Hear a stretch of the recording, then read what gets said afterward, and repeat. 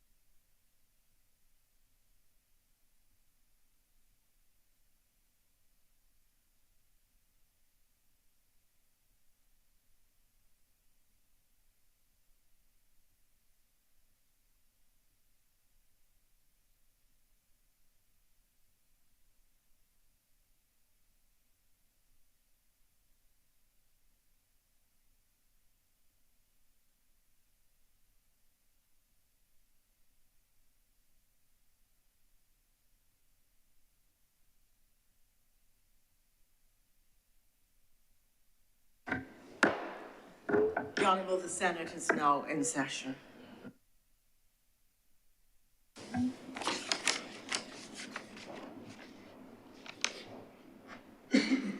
Messages from Her Excellency the President. Announcements by Your Honor, the Acting President. I should wish to inform honourable senators that His Honour, the Most Honourable Senator Reginald Farley, President, is absent on official business. And we have notices of lateness from Senator Dr. Maynard and Senator Dr. Rogers.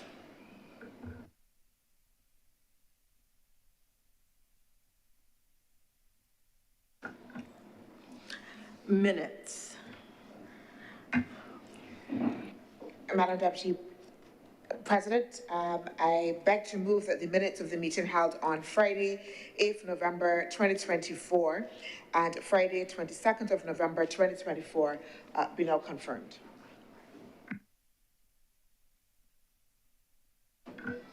So moved.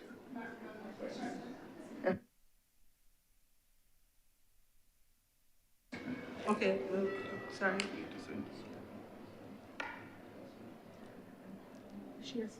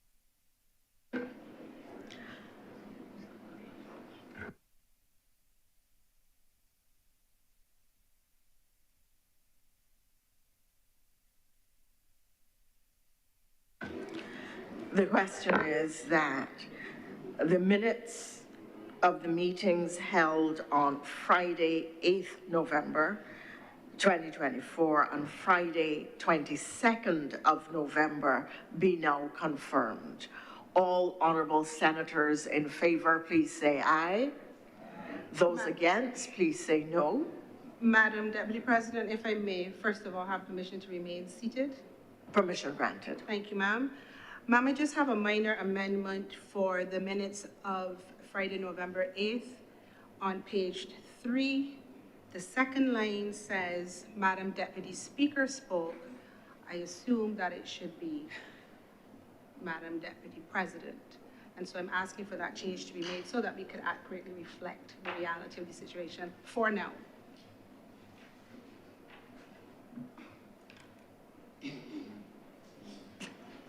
Thank you very much, Senator. I doubt that I'm likely to become Madam Deputy Speaker, but but you can't fly the face of God, and you never know what is going to happen in life. So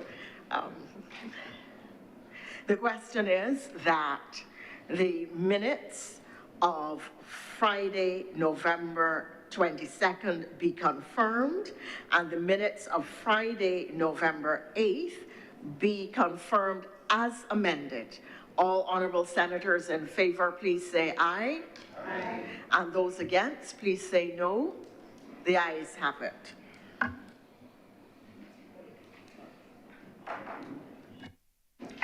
Madam President, I beg to move that the minutes of the meeting held on Friday, 29th of November, 2024, be deferred.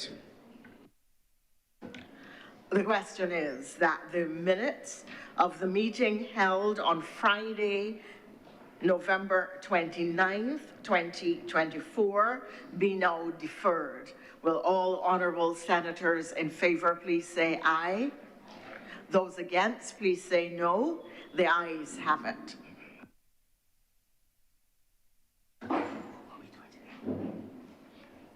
Presentation of petitions, presentation of papers.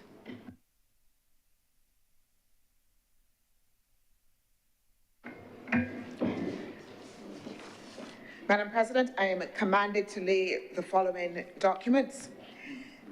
The financial statements of the Engineers Registration Board for the fiscal years ending March 31st, 2020, March 31st, 2021, and March 31st, 2022. The audited financial statements of the Grantley Adams International Airport for the year ended March 31st, 2024. The annual report and audited financial statements of Needham Points Development, Inc. and Needham Points Holdings Limited for the year ended March 31st, 2023. The medium-term debt management strategy for the fiscal years 2024 to 2025 to 2026, 2027. The Government of Barbados European Investment Bank Counter Guarantee Agreement and Standby Finance Contract, Barbados Global Gateway Nature Guarantee.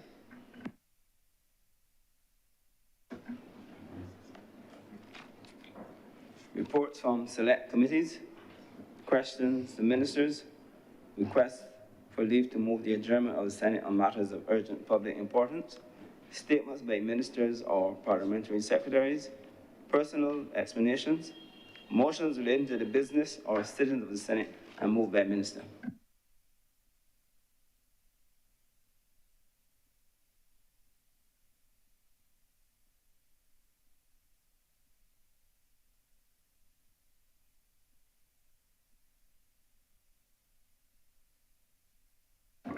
Madam President, I beg to move the suspension of Standing Order 45-2 be suspended for the remainder of the day's sitting.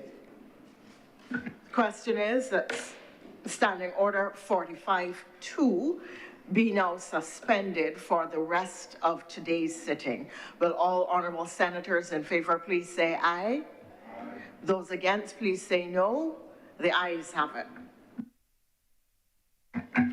Madam President, we note that you are now sitting in that seat, and therefore we will need someone, Madam President, to be able to take up the chair of Deputy President for the remainder of today's sitting. and I beg to move that Senator Andrew Malalu be appointed as Deputy President for the remainder of the day's sitting. The question is that Senator Andrew Malalu be appointed as Deputy President for the rest of the day's sitting. Will all honourable senators in favour please say aye? Those against please say no. The ayes have it.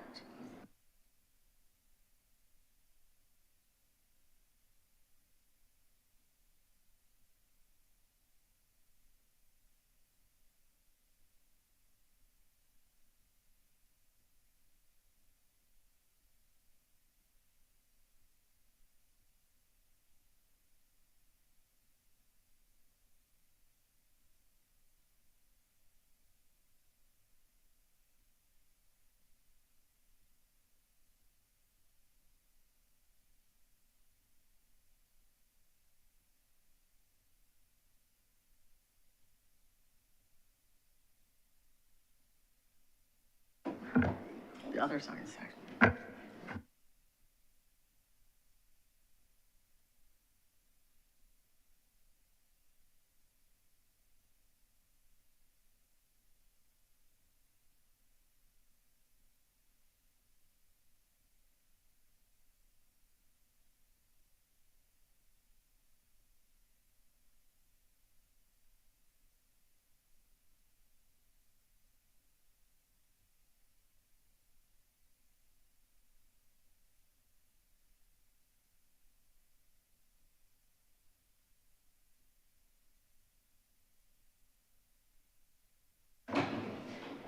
Introduction of bills.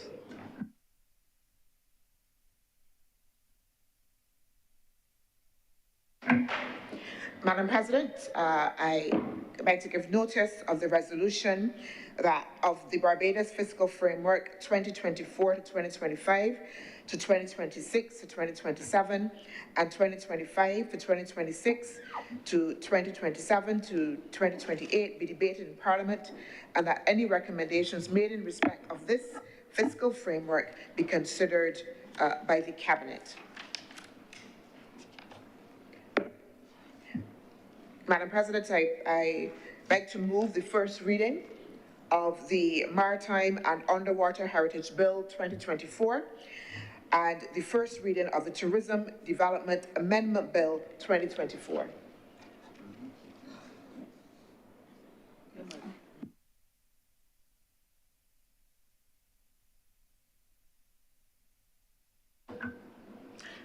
The question is that we, what's the question?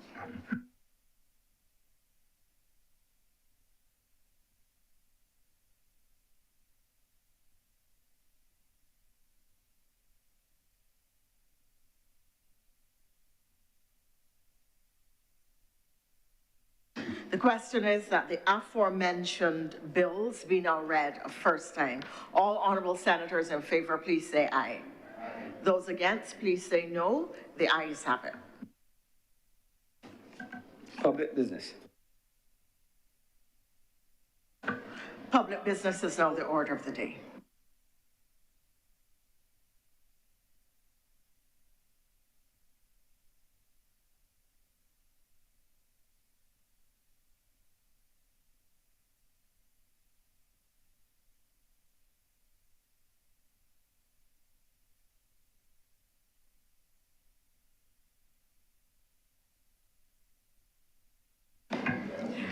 Madam President, it is my pleasure as leader of government business, very temporarily,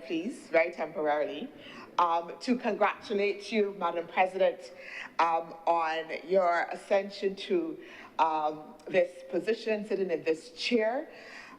We note, Madam President, your already outstanding contributions as Deputy President, and we know that you will deliver and usher us through today's sitting with your usual aplomb and charm, Madam President, and therefore we look forward to having a very productive day sitting.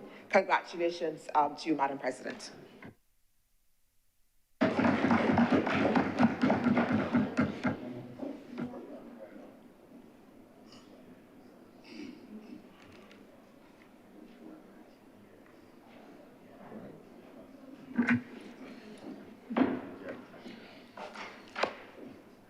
Madam President, I believe I have a second congratulations to give to you. And that is on your recent national award, Madam President. Madam President, I want to say to you that when I certainly heard your name called, you know, it was an affirmation, Madam President, of what we all know to be in this chamber and nationally as well, the tremendous contribution that you have made in so many spheres and your indelible contribution to government nationally. Madam President, if I begin to call the number of ways that you have stepped up and to assist this country and this government, the list will certainly be long.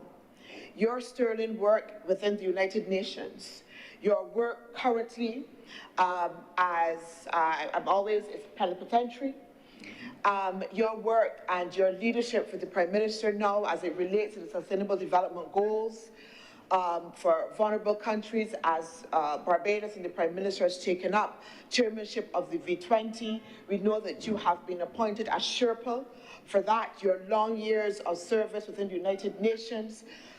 Madam President, we have had calls within this honourable chamber to reflect as we have debated and reflected on bills that have been passed related to, again, the environment and climate change, your contribution and the pathway that you have made in those areas, Madam President.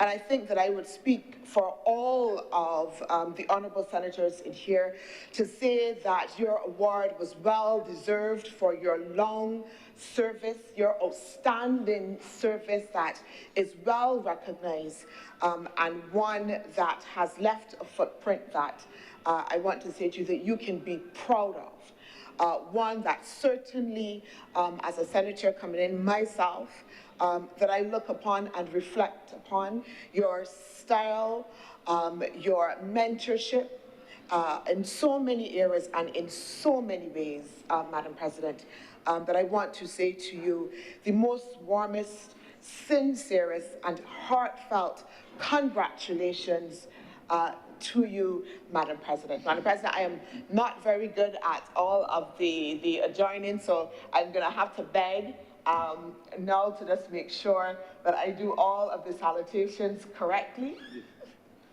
Is it honorable? Most honorable, most honorable, most honorable. Oh, that sounds so good, Madam President, to be able to say most honorable to you. Thank you very much, Madam President, and congratulations.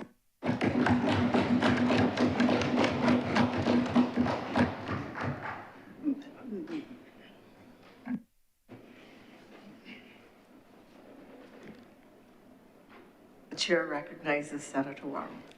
Thank you, Madam Deputy President. And I rise to join with the leader of government business today and to offer congratulations to you on your elevation, the national award. I can say that you have been a person who, in public life for a number of years, a representative of a constituency, held various ministerial levels, offices, and also your appointment to the United Nations, which was supported by a Democratic Labour Party administration under the Right Honourable Frandl Stewart. So For you to be elevated for a national award, it probably would not come as a surprise to anyone in Barbados. You've served with distinction at the political level and nationally as well. You are a parliamentarian which persons would emulate. I had the privilege of serving with you in the Senate on previous occasions, and your robust debate, your contributions, but at the end of the day, with the maturity of politics, you can see that you are someone who understands politics and the maturity of it. Even though we may have our adversarial debates and conversation, but at the same token, you can still depend on you to speak in the interest of the country and on national issues. So I think that you are most deserving of the award. You have always placed yourself as one of those women within the country which young ladies should look up to, the way that you carry yourself, your manner, the way that you speak. You're very articulate, and these are things that we always want for our young women in this country to emulate, and should always be happy to see a person of your distinction being awarded nationally with the highest national award. And I'm hoping that young women in Barbados would recognize this, and the character that you have in terms of your eloquence, the way you carry yourself, the manner of how you put over your point. These are some things that some young ladies don't seem to think are important, but these are things which are very important and should be emulated and should be recognized within persons in society. So I want to join in congratulating you, the Most Honorable Henrietta Thompson, I believe I got it right, Deputy Speaker of the House, of the Deputy President of the Senate, and again, I congratulate you.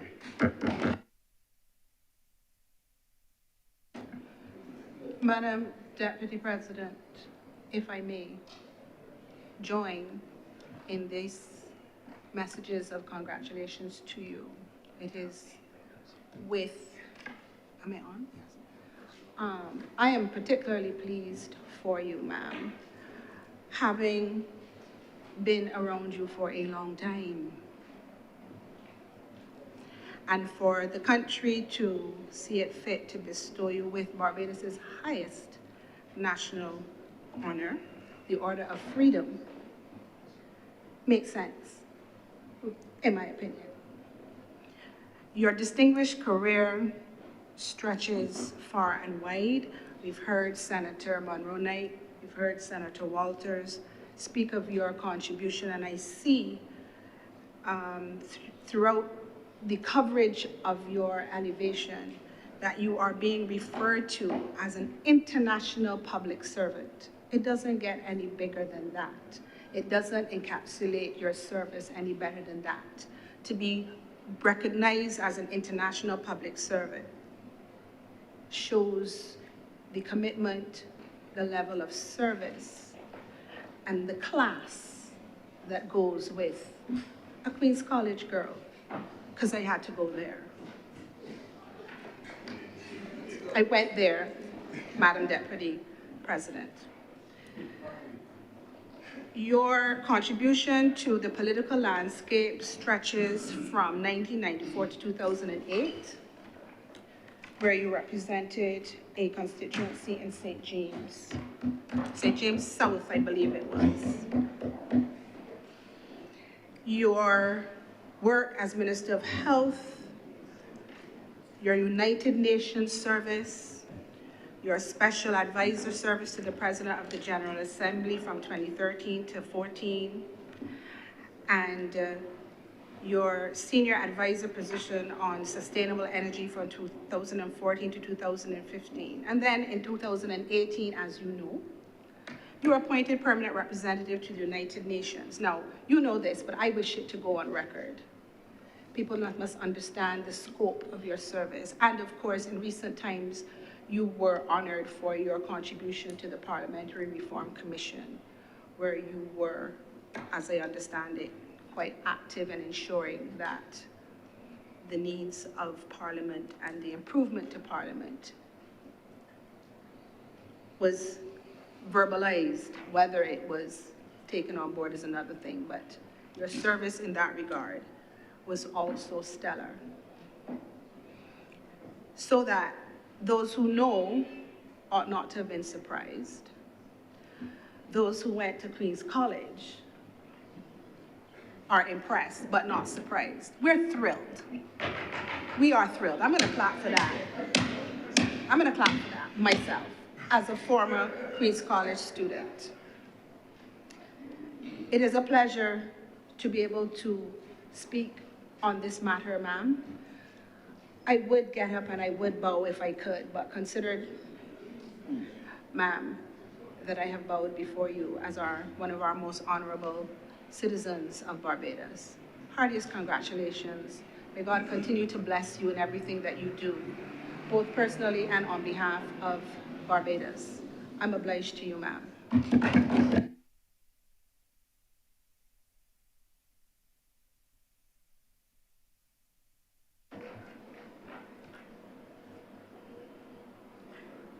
I should like to thank the Chamber for their very kind words. I must tell you that this has been very, very overwhelming. I came to public life quite young. I did not expect to be here so old.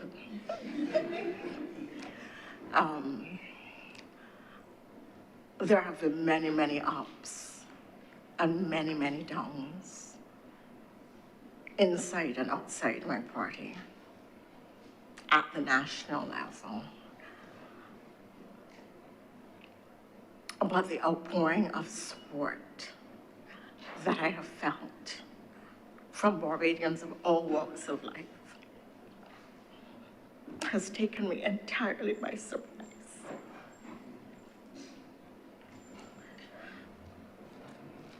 You do the best that you can, and I've always done that, and always put Barbados first,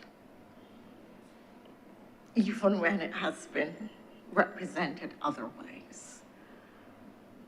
Public life becomes quite a lonely place, very, very difficult to make decisions when others present them as wrong. And in these days when the public square is magnified by the technology and all kinds of persons can say all kinds of things without any degree of censure. It is because my parents gave me a strong rooting of faith that I have been able to stay the course, to use an expression that the Prime Minister uses so frequently, in good times and in bad. In times when I have been at the mountaintop and in times when I have been in the deepest valley, I have journeyed with my God. I want to thank my country. I have been recognized internationally, and I never thought really that I really would see the day that Barbados recognized me. But, you know, I flew into Barbados, received the honor, and flew up the next day to continue national service at the international level. So yes, I've worked internationally, I've worked regionally, but I've always worked in the best interest of this country. I want to thank colleagues in here for putting aside the political divide today to speak kindly about the work I've done and the contribution I have made, and to say that difficult though it has been, I've seen it fit, who've seen something in me, and other leaders at the national and regional, international and regional level, who've seen it fit to ask me to make contributions to do things for them. I want to thank all the people who taught me at the St. Michael's School.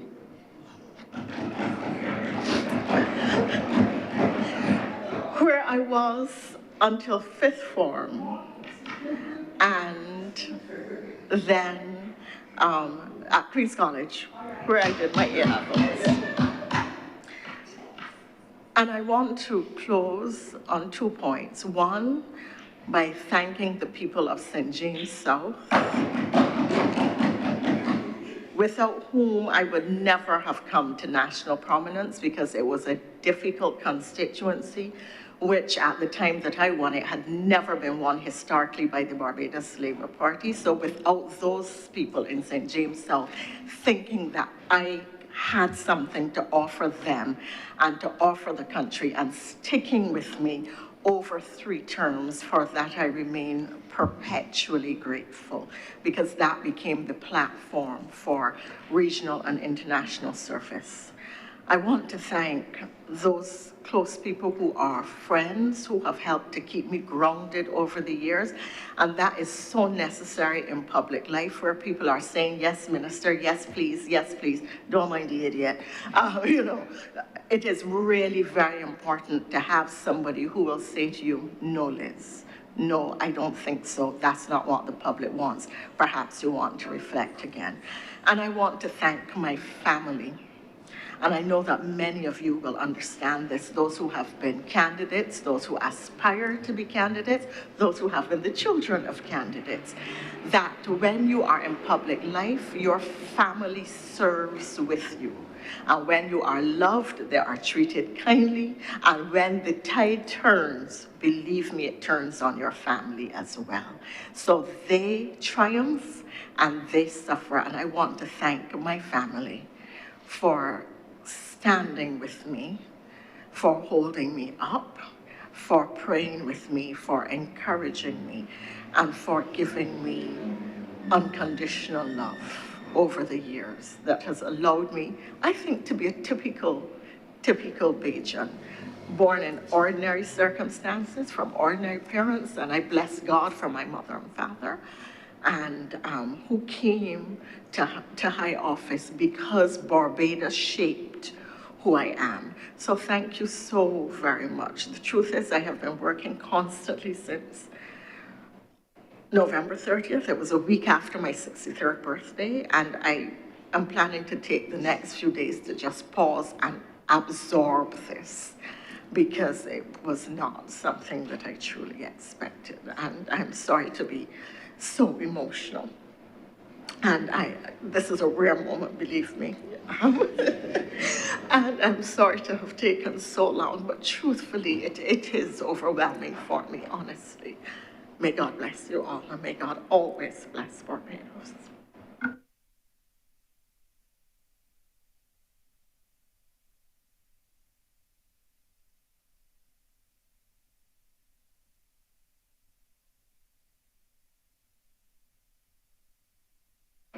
Madam Deputy President, if I may just, since we are at this juncture of the proceedings, on the last occasion, I believe, I was not here, but I listened, and I believe that the President would have congratulated Senator Drakes for her having her doctorate conferred upon her in an area related to climate change.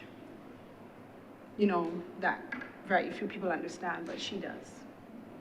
And what I would like to say at this point, for the record, was I would also like to join with the chamber in congratulating her, but I would like it to go on the record to let everyone know that which she would not have shared, which is that she was conferred with the doctorate with high commendation. It's very important that people understand that she just doesn't have a doctorate. She has a doctorate with high commendation.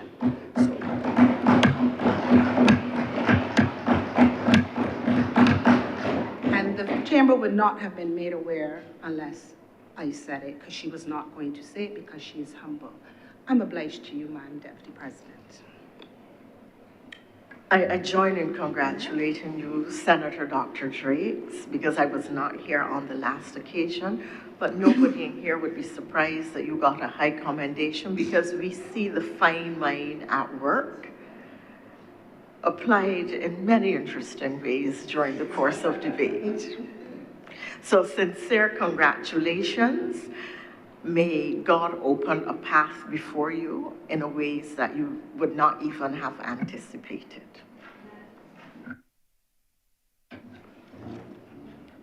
Order number 7, in the name of the Honorable Acting Leader of the Senate, to move the second reading of the Maritime and Underwater Heritage Bill 2024. Madam President, I'm very happy to be able to lead debate on this particular bill this morning. This bill that we are going to be considering, the Marine and Underwater Heritage Bill, is a comprehensive piece of legislation that for me will set Barbados apart in terms of what it is doing to protect cultural heritage in a comprehensive way. Most of the times when we speak to cultural heritage, we think of it in the normal way that we would think of culture and heritage, in the ways that I speak about it, I'm sure in this place very often, and how we experience it very often. So we know that when we talk about cultural heritage, we don't think necessarily about the marine cultural heritage, we think about physical heritage that we have. So our physical assets in our buildings, this Parliament, Madam President, is a part of our cultural heritage. We know about the intangible cultural heritage, our customs, our food, our clothes, the way we speak. All of that is part of our intangible cultural heritage. And we know, Madam President, that those are the normal things that we understand, that we speak to, making sure that we value and that we preserve when we talk about cultural heritage. And the government has made several advancements in that sphere of cultural heritage and its preservation. Madam President, I would have spoken already in this honourable chamber about the fact that the government is moving to make sure that we preserve, for instance, the land ship and its movement as being an important part, an indelible part of our cultural heritage, because one of its historical role and what we believe is not only a historical role, but the lessons that can be learned in the contemporary as well, Madam President. We have spoken about the fact that we are moving to ensure that, for instance, that we make road tennis as well recognized as part of our cultural heritage, again, that should be protected. Because again, we know that road tennis is an indigenous sport, Madam President. All of that forms part of what we know and what we speak to as our cultural heritage. But this bill that we will be debating challenges us to move away from what we would normally speak to and also embrace and look at the aspect of marine heritage, which is also important. And that is why I say that this bill then provides a comprehensive frame for how the government is looking at the importance and value of heritage, which is, again, like I said, Madam President, not often addressed. So that this bill provides us with a frame that looks at marine heritage, not only in terms of, yes, its value, but how do we make sure that we pay attention to valuing and leveraging that asset, but in a sustainable way, in a way that allows us as well to marry the economic needs or the economic imperative with the social needs and imperative, but also as well the environment imperatives, and making sure that we are able to do so in a way that protects those very assets that are important. So it looks at the fact that, yes, there have been calls all along for us to diversify our tourism product. But diversifying our tourism product means that we can also leverage what we have. So that sun, sea, and sand that we normally see and we normally put out there, but we know that many other countries have sun, sea, and sand. But then the question is, again, how do we leverage And in this case, how do we leverage those assets, those cultural heritage assets within our sea and our coast? And importantly, Madam President, this bill looks at both what we in culture would call the tangible and intangible cultural heritage assets. So when we talk about the tangible cultural assets within the context of this bill, of course, Madam President, I would be honest and say I did not know that we had so many shipwrecks across Barbados. And that is part of the cultural heritage that this bill is also seeking to, one, build awareness of and also protect. Madam President, I became aware, and I am going to be very honest, just from doing research on this bill, that there's actually a shipwreck, I think somewhere off Carlisle Bay, that dates back to 1919. It was a ship that was used in the First World War, and that was sunk here from 1919.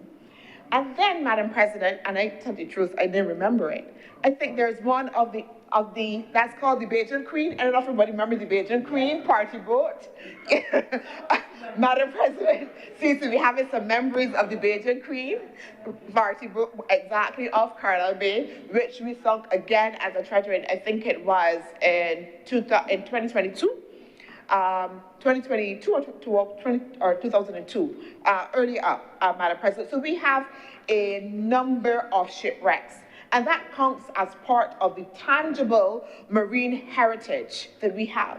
But there are other parts of it. So we talk about that intangible cultural heritage, which speaks again to the traditions and the folklores that have to do with the sea. And we know we grow up, Madam President, we know we hear the sea ain't got no back door. And you know, there are people who can tell you, you know, when the sea rough and how far you're supposed to go, Madam President. The fisher folk as well, very attuned to the changes of the sea and what is happening and where it will be rough. And then also as well, what kind of fish can be caught in what waters, etc. So that is part of the intangible marine heritage that this bill also as well speaks to.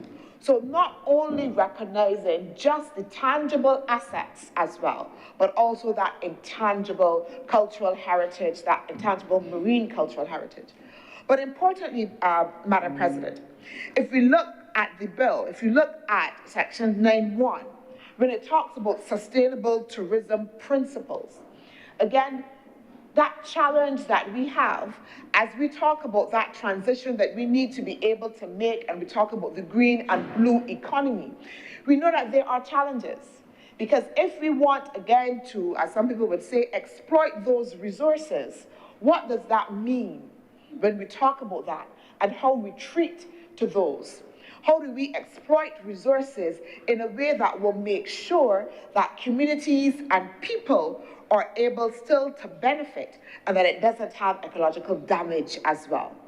So that section 9.1, Madam President, and at 2, and it says that all persons engaged in these tourism-related activities shall make sure that it take into account the existing and future economic, social, and environmental impacts, the needs of locals and visitors, Madam President, which is important because you know that the mantra for this government has always been that the first tourist is a local. So that this bill also as well recognizes, and again, that this is not only just about tourists who will be able to come and enjoy, but also as well recognizing that locals also as well need to be able to enjoy, and therefore that we need to be able to preserve and to protect. And it talks again that, that those persons engaged in those tourism-related activities shall make sure that they take into account of the marine heritage sector, the environment, and make sure that they promote responsible marine heritage practices that will minimize marine environmental damage and reduce the carbon footprint and so on. But Madam President, this bill also speaks to the fact that we will have shipping vessels that will be coming through our waters, Madam President, and that in doing so, that they will have to discharge some effluent that may cause damage. So that this bill also recognizes that notion that there has to be some level of a regulatory framework that addresses this. And this is why this piece of this proposed bill is so important, because it was a regulatory framework that was missing essentially to make sure that we can, and it is a principle, Madam President, that we speak to in relation to climate negotiations, of the polluter pays. Yeah? We have just come back, Madam President, we were together in Azerbaijan. And this notion of the polluter pays was one of the principles that was signaled in the negotiations. The acknowledgement that if you have caused harm, then you have to be able to take responsibility for that harm and address it and do some level of repair as well. So that the bill recognizes, yes, the tourists that would come and do the diving activities, but also as well shipping vessels that move through our waters and the potential damage that can occur. And it's saying to all of us that there needs to be some level of responsibility placed, Madam President, to ensure that we can have the level of sustainability in the context of the use of our marine heritage resources as well. Madam President, I want to also as well speak to the fact that when we talk about marine heritage and we look at activities that are happening near the coast as well, that we also need to be cognizant of those areas. And in particular, Madam President, I want to reflect here that we've had some discussions, again, just in terms of how do we make sure that we build out an integrated frame, so that this bill should not be taken in one part by itself, but that this bill also sits alongside other suites of legislation and other pieces of policies that have been identified for the government. So one of those is the Marine Spatial Plan. And the Marine Spatial Plan as well takes into consideration that we need to be able to have a framework which brings all of the stakeholders together in order to plan for developments that will take place across our marine environment, our coastal environment, Madam President, as well, and to make sure, again, that we have a full balance of all of those concerns that I spoke to as well. How do we balance, again, the economic, the social, and the environment as well? But it also, as well, Madam President, sits alongside all other international agreements that we've also acceded to, so that it sits alongside, Madam President, the UN Convention for the Law of the Seas, which is an important framework for us to be able to have an overarching acknowledgement, again, that countries have to be responsible, again, for their actions relative to the marine environment. It also, as well, finds context within the UNESCO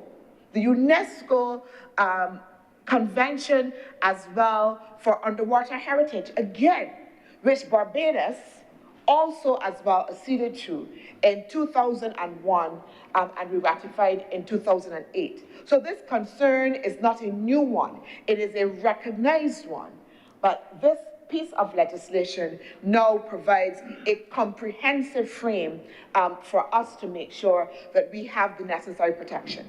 And that is important, Madam President. And so that within this bill, you would see, again, coverage not only, again, for leisure, but also for research activities, scientific endeavors, as well as commercial pursuits as well. It therefore provides, Madam President, essentially a one-stop shop, again, to be able to cover all of those activities.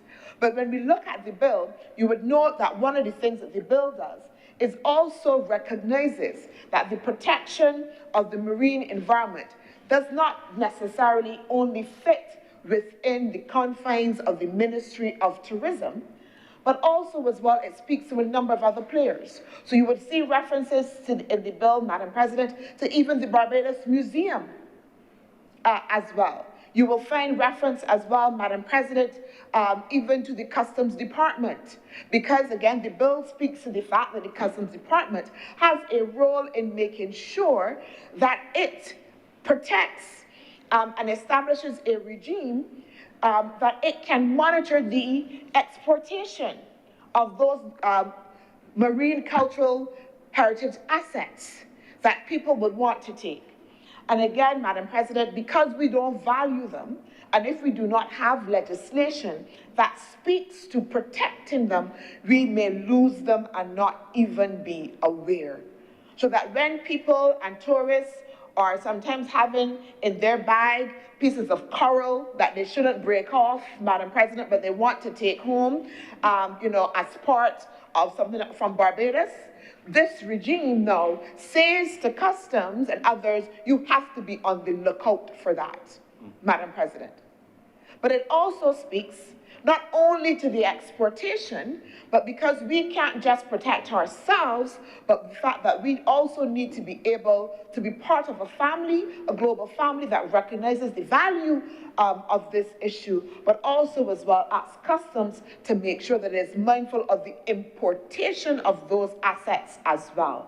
And that importation is also important, again, for the protection of the regime.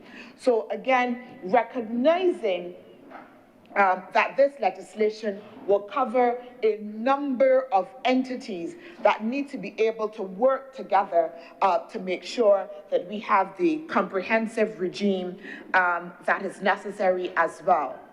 One of the elements, Madam President, of this bill that you will see as we work through the various clauses of the bill. Clause 10, for instance, establishes a marine heritage tourism development program, which is an important component because we are not just saying, let's have a piece of legislation which is just providing a regime for protection, but because government understands the value of this. Actually, Madam President, heritage tourism is worth, Madam President, currently they tell me, over, I believe it is, $600 billion globally. $600 billion globally, with projections showing significant growth to reach over $800 billion by 2033. That is the value of heritage, of the global heritage tourism, of which the marine heritage tourism is part. So that the government in this bill, in the establishment of that program, is recognizing that we need to be able to build out a frame that will then monitor, that will then speak to how we actually practically implement, how we are able to follow up and make sure that we have the necessary coherence that is needed in order to bring this bill to life. But it then also says at clause 11 that that program will be based on a cultural heritage development plan, Madam President, a cultural heritage development plan. And that is important. And it notes as well that the minister responsible for tourism, in consultation with the administration and any other governmental or non-governmental organizations, including the private sector, with an interest in matters pertaining to the Marine Historical Heritage Tourism Development Plan, Mr. President. So it speaks to the fact that there is an acknowledgement, again, that this is not just a government program or plan that will be developed, but that we understand that there are other critical stakeholders that need to be brought to the table in the development of this plan and the ownership of the plan as well. And so that it expressly, Madam President, indicates the involvement of a wide set of stakeholders and indicates the areas that the plan shall speak to Madam President. And I want to note, Madam President, that at 11.2G, it talks about providing a framework for national development opportunities deriving from maritime heritage and the development of a maritime heritage sector as well. So that speaks again to the long term. And at this, again, it's not just a piece of legislation, again, like I said, that we are doing without having the pillars that are necessary to make sure that the plan continues, that the plan is shored up, and more importantly, Madam President, that the plan is owned by the relevant stakeholders, again, which is critical. Madam President, if we look at clauses 12 to 29, we would note, Madam President, this is very interesting. And again, it speaks to the comprehensive nature of this bill. It speaks to lighthouses across Barbados. Again, something that we don't value, don't take note of. And Madam President, I was trying to research my memory, and I don't think that I was born around that time where lighthouses were in use and those. I only have memories of areas that I passed. I see other members of the Honourable Chamber looking up my side and perhaps suggesting that they have those memories. But what the bill speaks to, Madam President, and this is the important part of cultural preservation that we don't often appreciate. So the bill indicates, again, in those clauses, that persons cannot destroy and change and go and make alterations to those lighthouses that will, again, erode its significance as a part of our cultural heritage. And it is important, and it reminded me, and Senator King is here, is that within the Division of Culture, one of the projects that we are doing is a National Heritage Register as well, a register of significant places. And I know that we've added recently windmills to that as well. And that attempt is to be able to document all of those sites and places, because our memory of those are going. Madam President, I am moved to note that just this year alone, we have experienced such significant loss by people across so many different areas who would have played critical roles in a number of different spheres. And if we are not careful to be able to document those memories and those significant things, we will have generations who would come behind us and not be aware and not understand. So that this is also fundamentally about cultural identity and knowing who we are. By saying within the context of this bill, that goes so far as to recognize the intangible cultural heritage that is within the lighthouses that we have remaining across Barbados, and the need to make sure that we preserve them, and the need to make sure that we protect them as well. The bill also as well makes sure that we have the registration, again, of historic vessels as part of a Barbados Historic Vessels Registry Program, Madam President.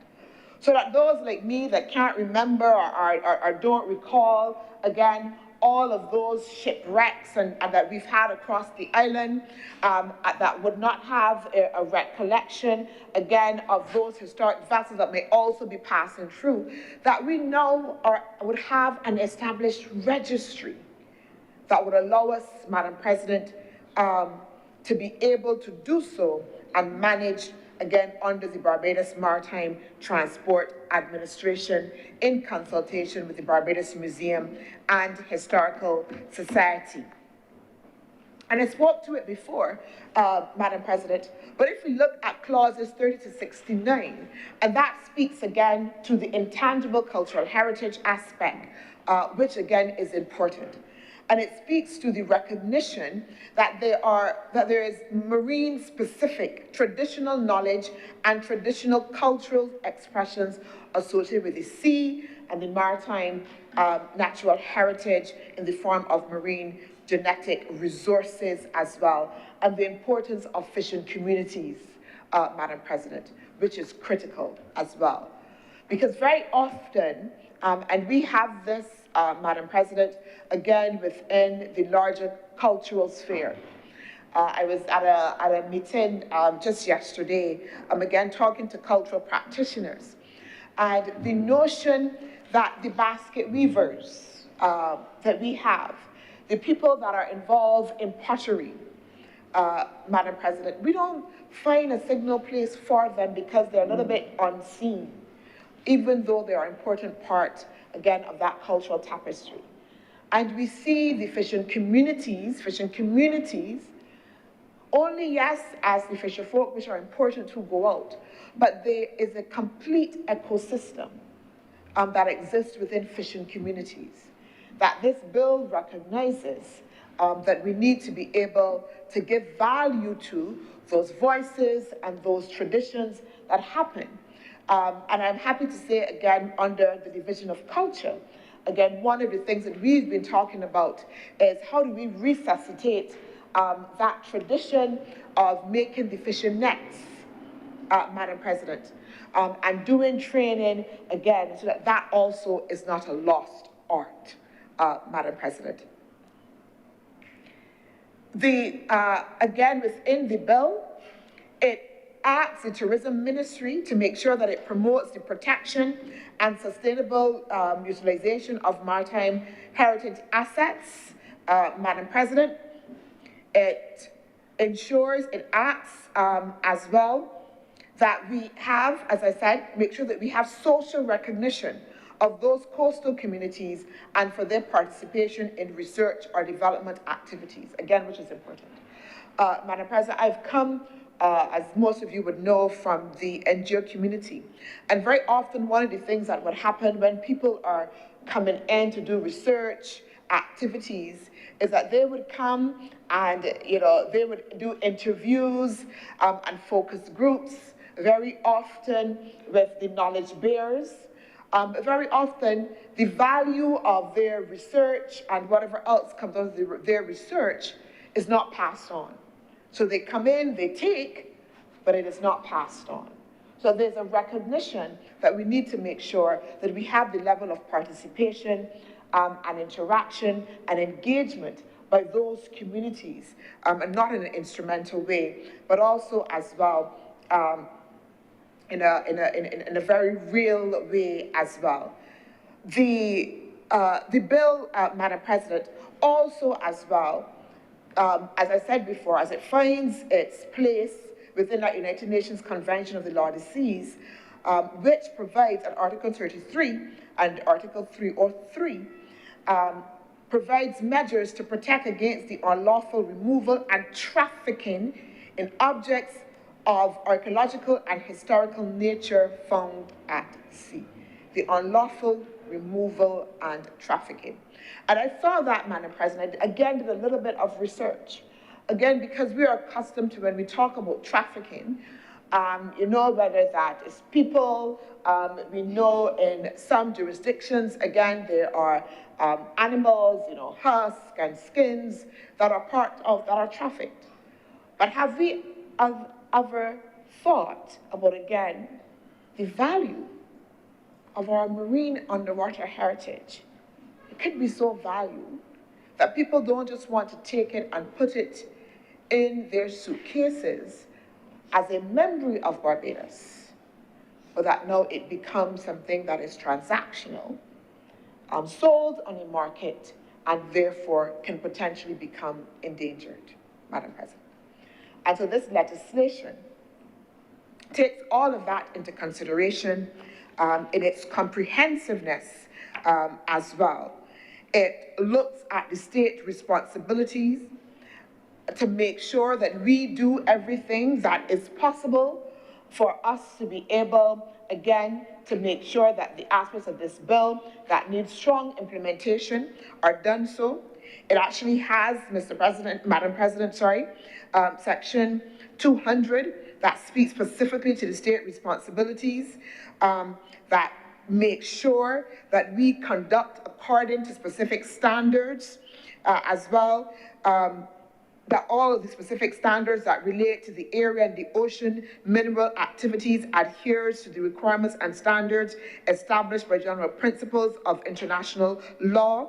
It makes sure it asks the state not to impose unnecessary, disproportionate, or duplicate regulatory burden on parties, nor impose requirements upon a sponsored party in a way that then contravenes other international conventions, but also as well would prevent the widest level of participation and protection for this heritage resource.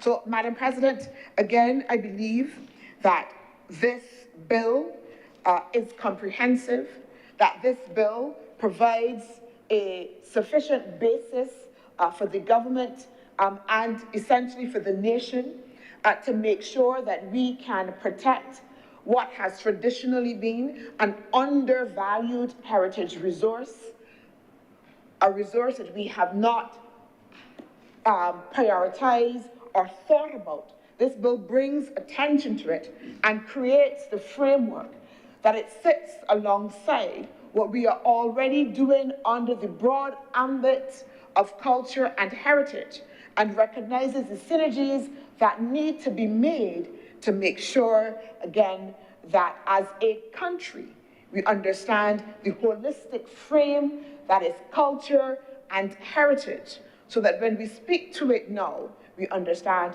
the inclusion of marine heritage as essential. Madam Chair, with those few words, I beg to move that this bill be passed, that this bill be now read a second time. Senator Worrell, please. Thank you, Madam Deputy President. And it is Christmas, and I rise to make a contribution in this debate of the Maritime Heritage Bill. Pardon? Okay, and just from the outset to let you know that there is nothing contentious really in this bill that we see not to support the legislation, but there are just a few concerns that we would want to raise as we go through the legislation. We recognize that it is a work in progress for the government, and in terms of our maritime heritage, which the Leader of Government Business, Senator Chantal Monroe-Knight, did go into great detail with the heritage aspect of it, which can also contribute to our tourism and the history of our country. As we speak about maritime heritage, let's deal with the easy parts first. I find that as a country surrounded by water, I find that many Barbadians are still afraid of the sea, and that old adage that the sea has no back door, which is something which I would like to see change within this country. If you go to other Caribbean territories, you find that persons exploit the sea a bit more than Barbados, especially places like St. Lucia.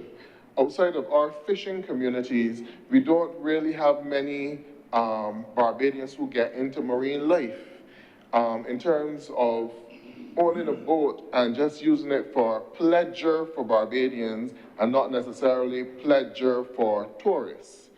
And it would be good to see a bit more of that happening with Barbadians utilizing the sea as an opportunity for more pleasure craft, not just for partying, which we are very good at, but for recreational purposes as well. Why can't the average person have a boat and on weekends sail the west coast of Barbados?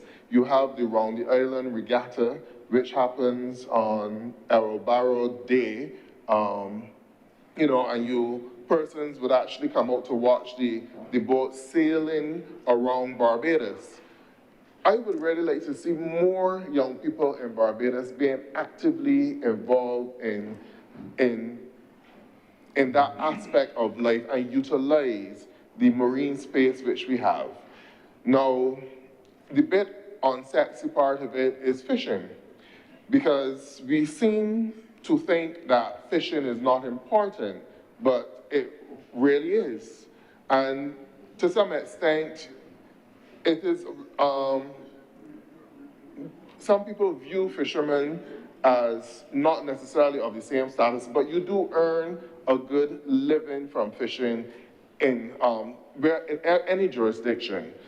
If you go to places like Canada, you have persons who their only job is fishing probably for 6 months of the year when the weather condition is good, and that is their life.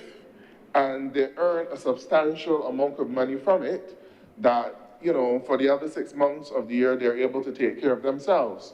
And I believe that it is high time that we elevate fishing in Barbados to that level, and not just fish in the nearshore waters. And we do have fishermen who, they try to trace the flying fish and end up in Tobago and other areas.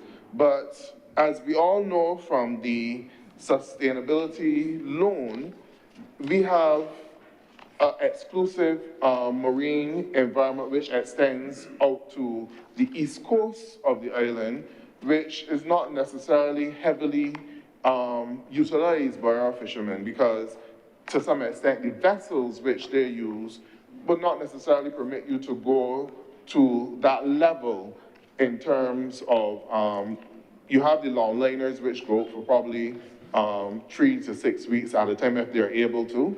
Majority of the longliners would love to go for the 3 weeks, but sometimes, or 6 weeks, but end up coming back into shore because of problems with either the engine or some aspect of the boat.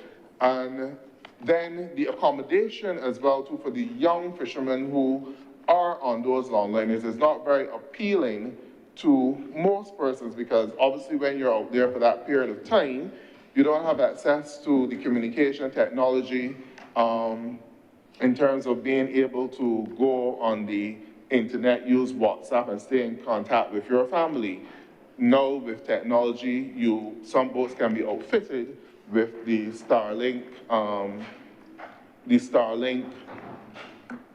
internet system, which would allow these boats to remain in communication and allow the persons working on these vessels to have access to WhatsApp, or even to download movies to watch at night when they're not fishing. Those are the kind of things that would help to increase the level in terms of making fishing more appealing to more young persons.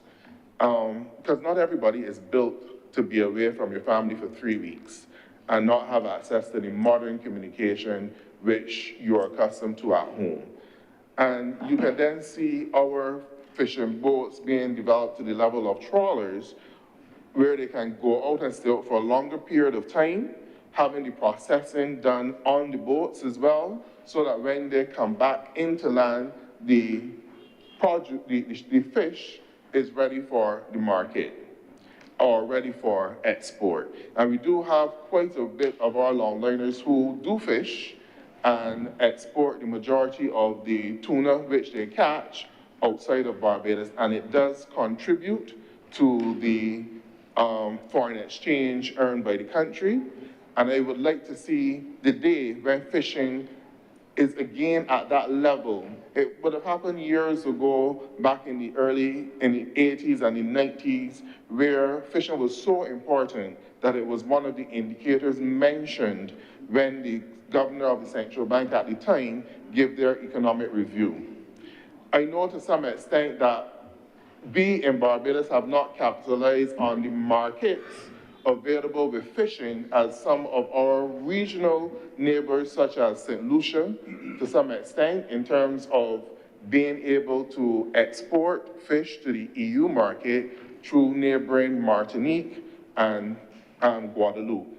We have not really tapped into that market here in Barbados. And this is all relevant to this debate today because part of this heritage is capturing the stories of the fisher folk and documenting that and making it part of the heritage. And I'm certain that the fishermen from all over Barbados have experience and techniques which they're willing to share, because the way that we fish here may not be the same that it is done in St. Lucia. The fish that we go after, because we utilize the flying fish here, but in Trinidad, they don't really have much of an appetite for flying fish. So that is also an important cultural heritage to share. With regard to sea eggs as well, we missed out. Many of young Barbadians missed out on that opportunity to know what sea eggs taste like, or even to have the opportunity, those in those fishing communities, to go diving for sea eggs, and that experience as well, because of the ban. In other Caribbean territories, they may be there in abundance because they're not being utilized by the persons in those areas. So all of those are aspects of the heritage which we need to capture and document and share with persons as well. And it can also tie in to our tourism product, because something that I envision, you do have the day boats which go fishing, which are chartered by tourists to go for that fishing experience. I'm thinking that there's also another experience which they may be glad to have, the opportunity to go out for a week or so on a regular fishing boat and interact with those persons as well. These are things that can be developed as tourism products, and also can help to develop additional business streams and opportunities for the average Barbadian who lives within a fishing community, along with getting more of our young people actively utilizing the sea in terms of scuba diving, all of those things. Surfing is something that not many young Barbadians are interested in or get involved in, and there are not a lot of unique activities which we can hopefully be able to develop and create additional opportunities and avenues for young persons. Within the marine heritage as well, there's also the opportunity for construction opportunities. Because if you're utilizing more boats,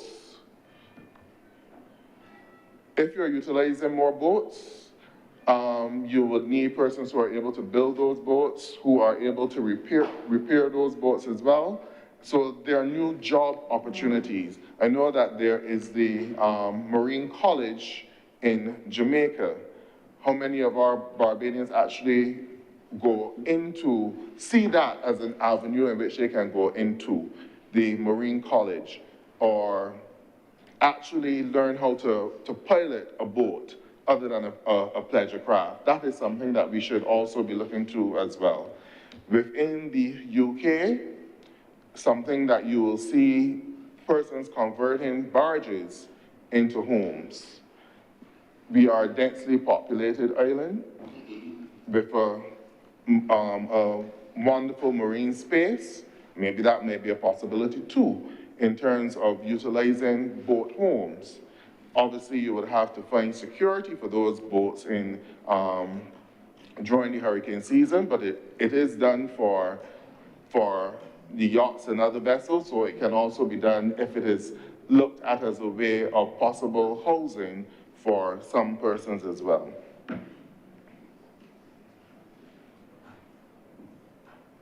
But in terms of capturing the heritage, we also need to have the archival capacity as well.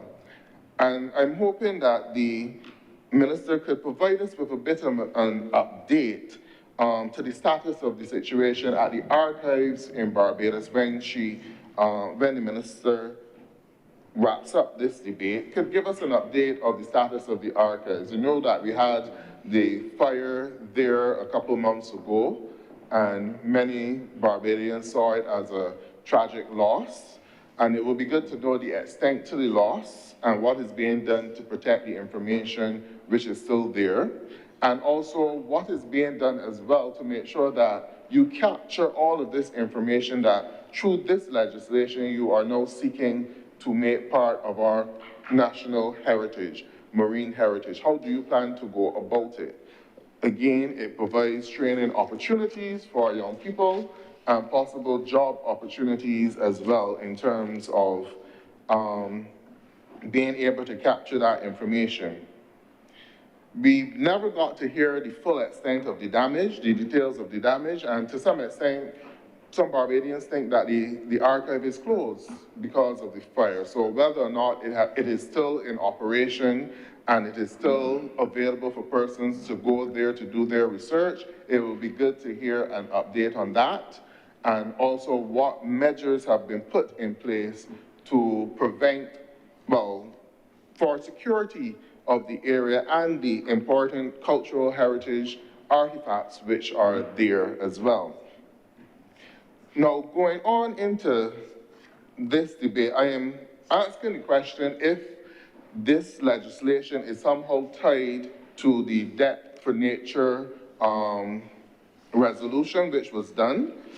I think that was in 2023 or 2022. So is this legislation somehow tied to that Debt to Nature, the Blue Bond loans which this government entered in 2022, where part of the component for that would be to reserve 30% of Barbados's marine space as a nature sanctuary, and that would equate to 55,000 square kilometers. Now, if that is the case, and this bill is part and parcel with that, or part of the process, we need to hear how do we intend to police that 55,000 square kilometers. Because as I mentioned, that is way more than the land mass of Barbados, which is only 424 square kilometers. So we're now looking at 55,000 square kilometers. And I think that we need to have that very real conversation. What are the practical steps that we will take in terms of being able to adequately police that and bring Barbadians into that conversation so that those who utilize the marine environment can be a part of that conversation and contribute their ideas as well as to how it can be done. Where exactly will this area of space be located? And then the importance of protecting that marine environment as well.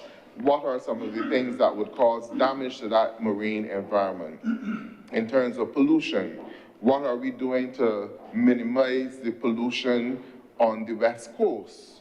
Now, we would have had debate in terms of upgrading the South Coast Sewage Plant, but what is being done on the West Coast in terms of protecting the coral reefs on the west coast of the island from pollution as well, because just as important as the South Coast Sewage Plant is, there's also a need for a plant on the West Coast, especially if you are building out more and more tourism products, hotels, villas, and more activities on the West Coast. There is a need for us to be looking at a West Coast sewage treatment plant. So how soon is this government willing to have that conversation, and in terms of identifying the funding for such a plant? And what are the actual numbers in terms of the nitrate levels in the water on the West Coast as well? All of these things we need to know so that we can understand what we are doing to protect our marine environment. You can't also talk about wanting to protect an environment, but you're not trying to also conserve it or to go after persons who damage it as well. We do know that during the COVID period, boats, cruise vessels were anchored off the coast of Barbados. and these vessels did damage the reefs. What I'm asking the minister is to give some update as to what is being done in terms of restoring the reefs which were damaged. What is the plan, agenda, what is the program for that in terms of restoring the reef which was damaged? The coral reefs around Barbados, very important to the fishing community, very important to protecting the coastline as well from excessive, well, during the hurricane season as well. So we need to know what is being done in terms of protecting those reefs, and what is being done. It is not just in terms of the damage, but reef protection and regeneration should be an ongoing program which we enter in as a country, because the reefs are very important. You don't want a situation where you have the glass bottom boats going out, but there's really nothing for you to see. You don't want a situation where the Atlantis submarine is going out and there's nothing for you to see because of the damage to the reef. There's no fish there and all of those things. You need to enhance that environment. And yes, in terms of the adding additional vessels, when you sink the vessels, I think that the Trident was one which was sunk a few years ago in terms of helping to build that reef.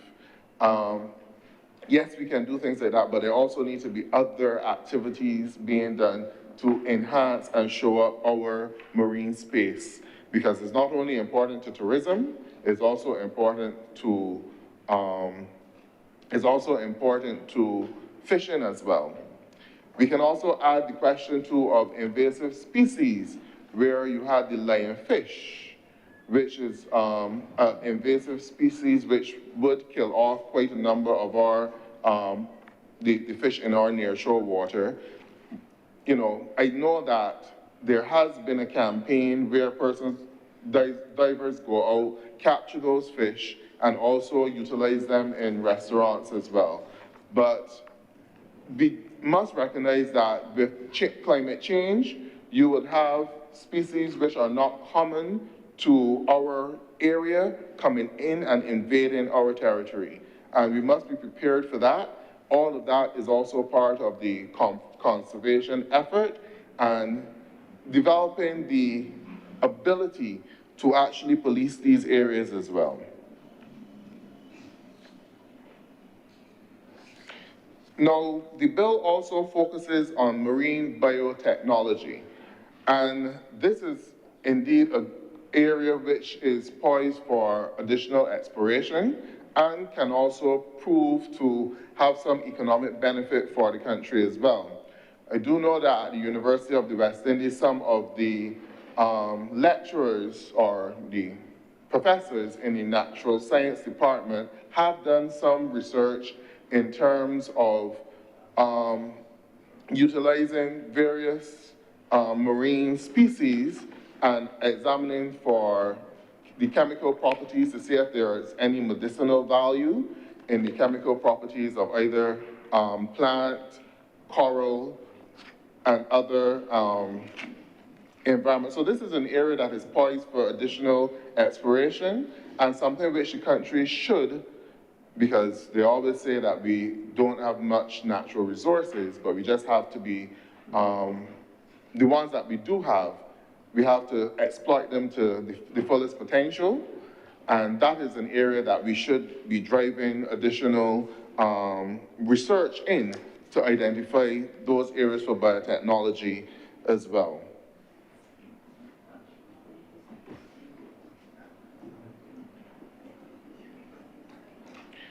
Now, we also have the issue, years ago, there was the potential for offshore oil drilling in Barbados. We have not heard much from this administration with regard to that, and it would be interesting to know if that is something that has been given up on, or if at some point in time, we would be again looking to see that as an area to help the economy in terms of the exploration for offshore mineral resources, oil in particular. Is that an area that this government will be looking into, or have you, or has the government given up on that? It would be interesting to hear from the government what are the next steps in terms of bringing that to a reality. We've seen that Guyana, they have gone off with it in a major way and is contributing tremendously to the economy in Guyana. So I think that we do need a boost here in Barbados because it is not as rosy as the administration would like us to think. We are just seeing borrowings, but we are not necessarily seeing the economic activity being generated, which would allow for the repayment of those loans when they are due. So any activity which can boost. On a point of order, Madam President. What is your point of order? Madam President, for the honourable member to indicate that the government is engaging in borrowing loans and not generating the activity so as to be able to repay them is not only untrue and misleading, but far from reality. Anyone looking at the country can see the incredible growth that the country is having. Our GDP has increased, and therefore the country is now in a very comfortable position so as to do so in not only the short term, medium term, and long terms. So let the record reflect. Continue, please, Senator Worrell. Thank you, Madam Deputy President. With accuracy. Thank you, Madam Deputy President. I was really going to say that I was going to avoid the visit of Ebenezer Scrooge, but anyhow, it is Christmas as I started from the beginning, and with accuracy, we are seeing the government borrowing, but we are not necessarily seeing the level of economic activity that gives Barbadians the confidence that when these loans are due for repayment, especially many of them are foreign loans, that the government has the capacity to repay those loans. So I hope that that would be the level of accuracy, Madam Deputy President, and which you so eloquently wish for me to speak with. But it is the major point, every opportunity to develop additional economic activity in Barbados, to move the economy away from this one engine of tourism would be beneficial to the country. So I'm asking the question if there's any real potential for offshore exploration of oil in Barbados, which will create an additional economic sector in the country. And I'm also asking the question as well, what is the government's intention of making this legislation beneficial to the people of Barbados and also in contributing to the economic development of the country? And for explanation, these are the conversations that the people of Barbados want to hear, so that you know what opportunities are available. These are the conversations that you need to inspire our young people, so that they would recognize that there are jobs out there other than being a doctor, other than being a lawyer, other than being an accountant, that there are other fields in which you can aspire to. And it is important for the government of the day to have that high-level conversation with the nation, so that it doesn't make sense passing or introducing a bit of legislation, but the people don't know how to utilize that piece of legislation for their own growth and development. So that is simply the point that I'm trying to put over from the opposition side, to hopefully inspire the government to do something to give people in Barbados hope. But if it is beyond their capacity, well, we know what needs to be done.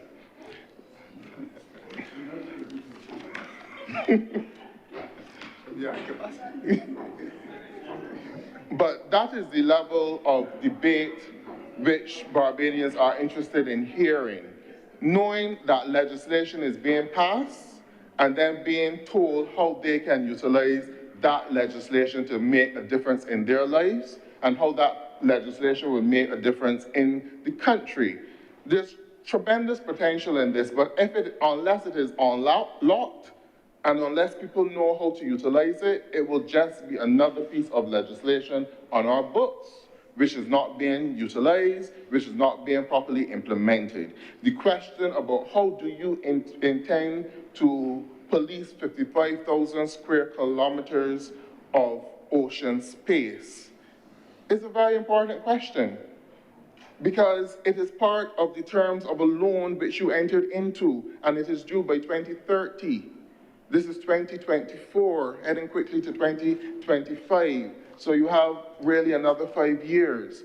And you will obviously need Barbadians to have the technical capacity in order to help you to police that 55,000 square kilometers. So I would really like to know how you intend to do it. How will it be done? What technology you would need to have in place? Would you need to have persons who are capable of operating drones, which would go out into that area to make sure, and a series of boys in the area to make sure that if it is an area where no vessels are supposed to be, that nobody is there. If there's supposed to be a registration process in terms of asking fishermen to do a register of their fishing route, or you're having an area where there's supposed to be no fishing, that all of these are things that we need to have conversation with the people of Barbados, and not at the late stage where it becomes almost a burden for it to be implemented. Have the conversation early, bring in the stakeholders so that they can participate in the planning process, and have adequate time that they would know what changes they need to make to their routine in order to get it done.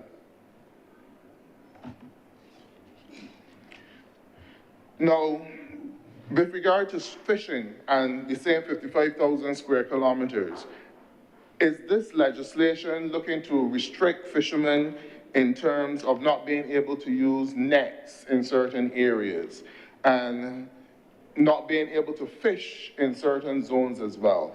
All of these are things that would need to be discussed and properly planned so that persons can reorganize the way how they go about their business, and the way how, so that the project, when implemented, can be implemented successfully. Madam Deputy President, as I said, the legislation does not find anything that we will challenge or not necessarily agree with, but the area would come in terms of the implementation of the legislation, and we would want to hear from the government how they intend to put the policies in place to appropriately implement this legislation. And with those few words, I thank you.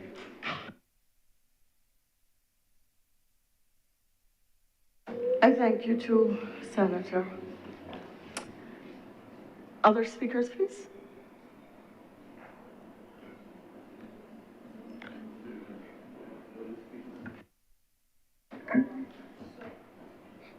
Senator Drakes, Dr. Drakes, please. Thank you, Madam President. This piece of legislation that is before this honorable chamber is really a special and unique piece of legislation. It is 269 pages long, but if you are someone who's interested in the blue economy, maritime affairs, the sustainable development of the marine environment, it is good fodder for you. And I'm here aside, Madam President. Okay, I will continue. But I want to first start by recognizing two individuals. I have not made you aware of this, Madam President, but I think it is important to do things like this. I want to make special mention of Miss Najla King, who's an international maritime lawyer, who does significant work in relation to the modernizing of our maritime laws here in Barbados. She's an extremely hardworking and dedicated individual, and I know that what is before us is testimony of her dedication to maritime law in Barbados. And the second individual, Madam President, is our Chief Fisheries Officer, Dr. Shelley Ann Cox.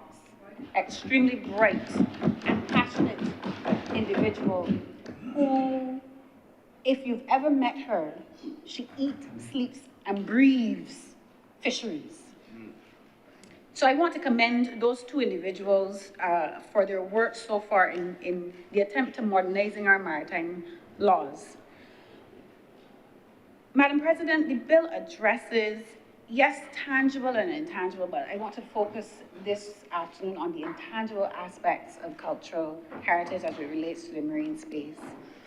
And I want to do so because usually it is such a hard concept to grasp, to manage, to qualify and quantify in a way that people can understand and we can make decisions about it, because you don't have a sense of what you're dealing with because of its intangible nature.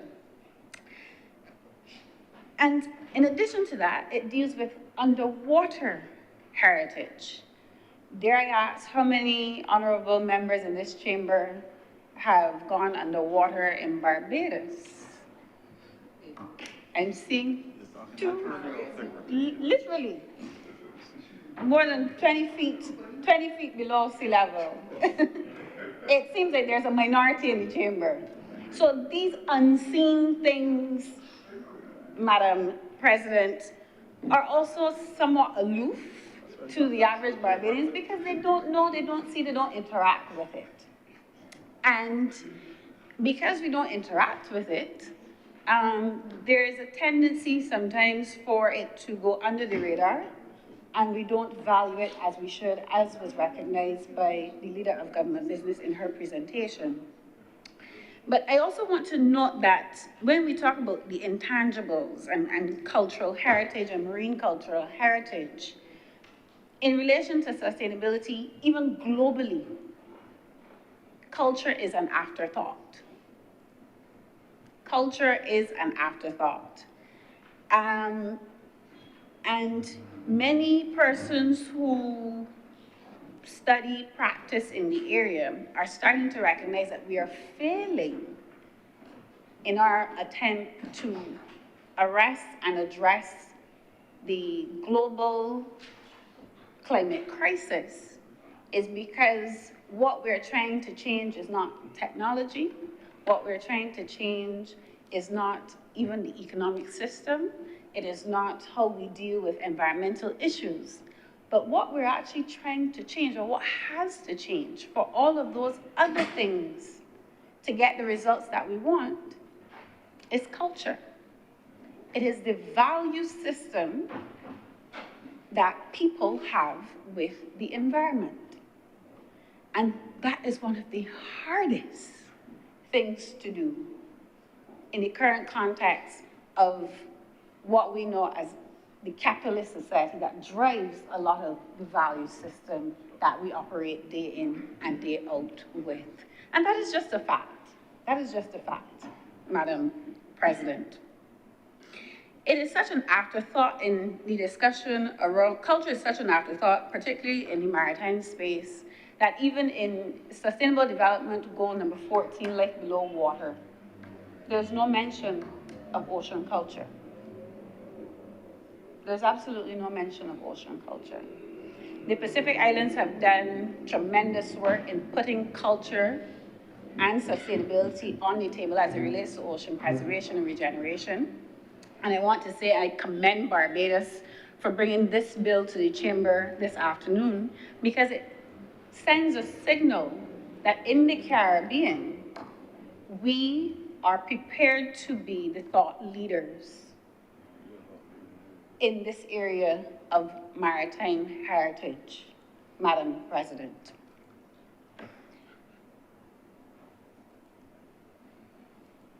Ma'am, what I want to do is bring to the chamber's attention a document, and I'll make this a document of the House, is a thesis done by a master's student at the Center for Resource Management and Environmental Studies here in Barbados, CERMES. The author is Mr. Clish Gittins, who's a colleague of mine in the NGO space. And he did some seminal work in this area. I'm not sure if the government is even aware of this piece of research. But the title of the research was The Ocean and Our Culture, the characterization of the cultural benefits derived from the marine environment in Barbados using a cultural ecosystems services approach.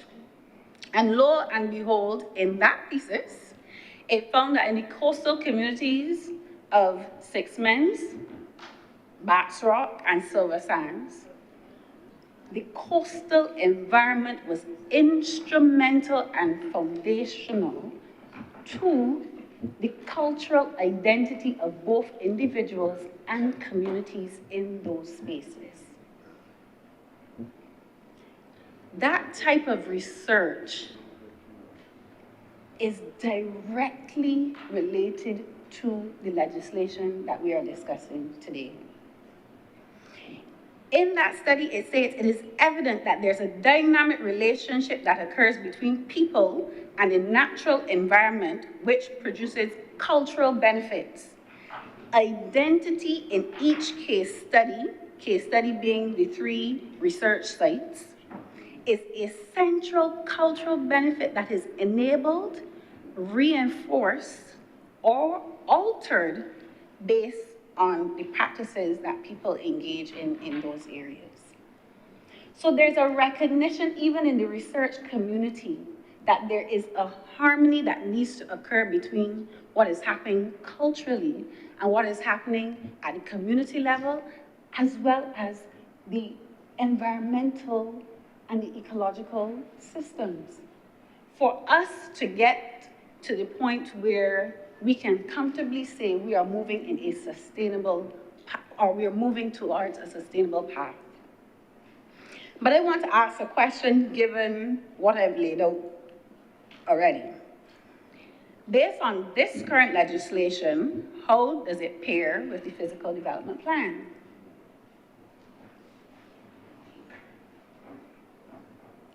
How does this piece of legislation empower those communities or members of the community in an area like Sixmens in light of the development of the Pendry Hotel that is going to be their neighbor? How does this give life and breath to their rights as cultural practitioners, the holders of the untold stories, that intangible heritage of the Sixmens community, in light of how the development that is currently ongoing and any future development puts at risk that heritage? And that is the type of conversation that we have to have in relation to pieces of legislation like this. Because this is how this becomes real for people at the community level. I can ask another question. How does this legislation pair with the villa development at Joes River in St. Joseph? Given that there's clearly strong community connection to the area, and the development seems to be at odds with the cultural benefits that are derived in that community. So this piece of legislation has real implications for how we look at overall development, what weight we give to economic incentives and economic development, and what weight we give to preserving and conserving the values of communities, and what it intrinsically means to be Barbadian. And what does that look like, and how is that shaped in a 21st century context, where we, yes, need foreign investment, we need to service our debt, we need to do all these things to ensure our macroeconomic situation is stable, but at the same time ensure that we do not lose what it means to be Barbadian. And that is a constant tension as a small island developing state, and what we now know, or what we call them now as large ocean states. have to contend with as we move forward in making decisions about our coastal and marine environment.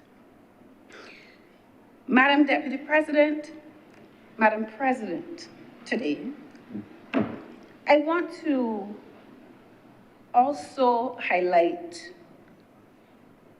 based on those questions that I've raised, Clause 40 and Clause 232. Clause 40 speaks to the designation of community custodian.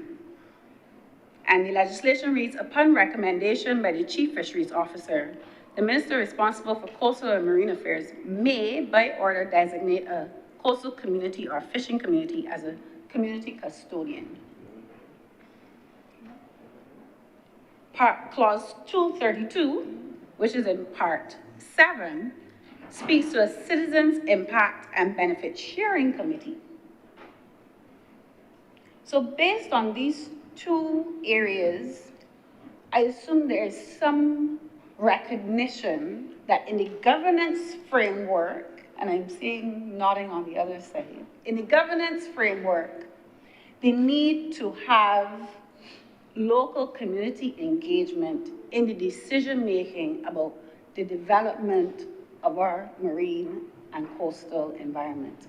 And it is critical because those communities are the ones with the knowledge, the indigenous knowledge with the local knowledge. They are the ones who will deeply understand how any development that moves forward will impact the culture in that space.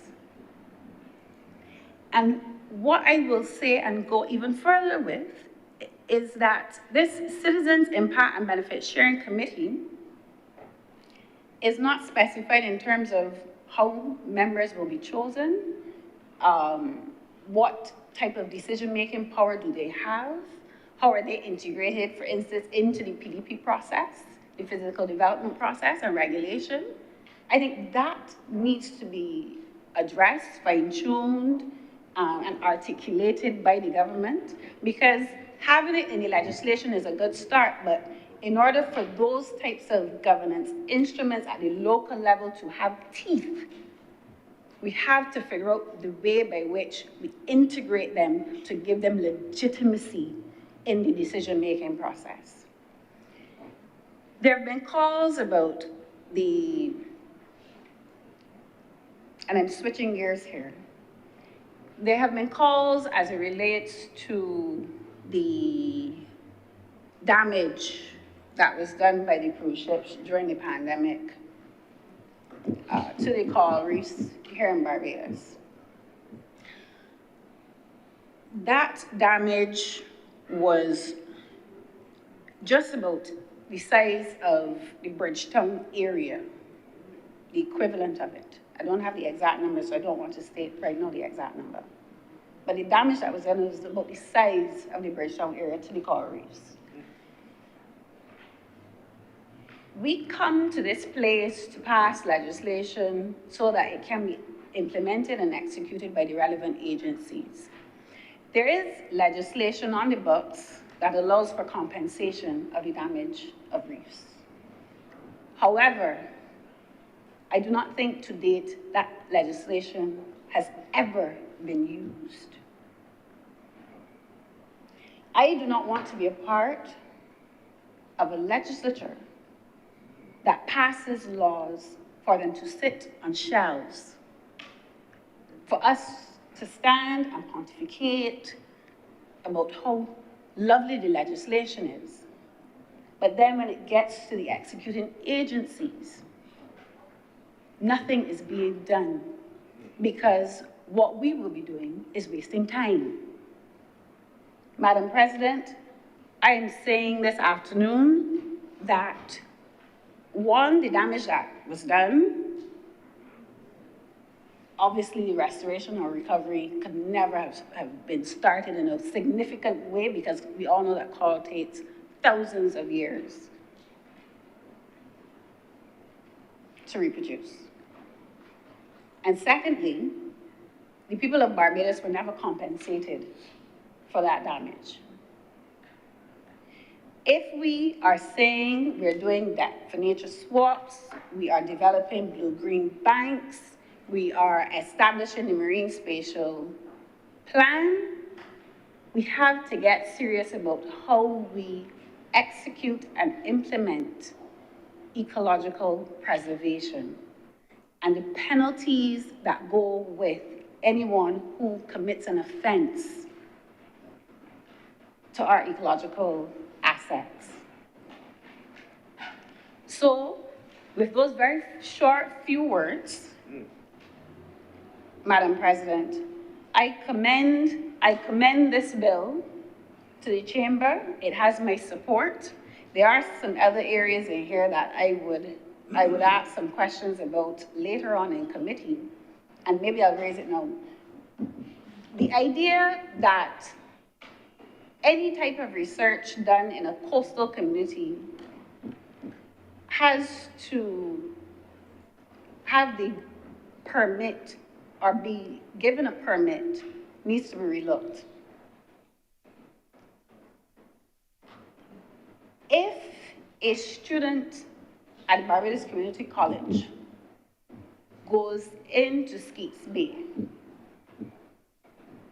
and asks questions about anything related to the coastal environment, they may not know what are the implications set out in this legislation. But a fine of up to $100,000, we need to make sure that we are not conflating large research efforts or grants, which have millions of dollars associated with them, that may come from international agencies, and local researchers who are just doing their best to try to pass exams and get work done. I think there needs to be a distinction about what type of research we're targeting as it relates to the permits and how research is done in coastal communities. And that's something we can discuss in committee. But I wanted to flag that as an area that maybe more thought needs to go into it, because I would not want us to stifle research where every single individual who wants to do a piece of work or a piece of research or a study in a coastal community or the nearshore environment, for instance, has to go and get a permit. If they don't get the permit, they run contravention of the law.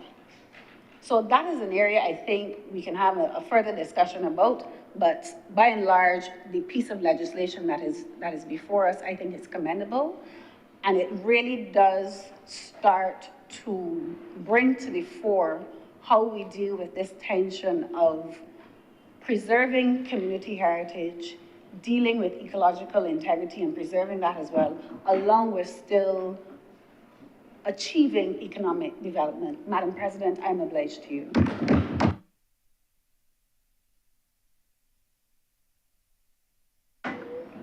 Thank you, Senator.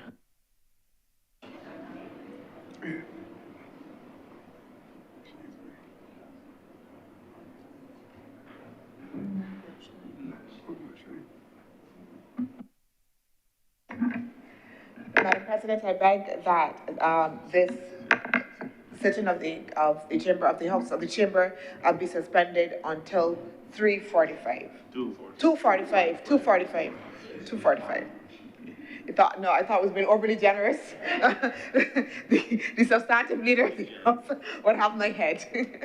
Thank you. She would be entirely breaking her practice. So the question is that the Senate be now suspended until 2:45 this afternoon. All honorable senators in favor, please say aye.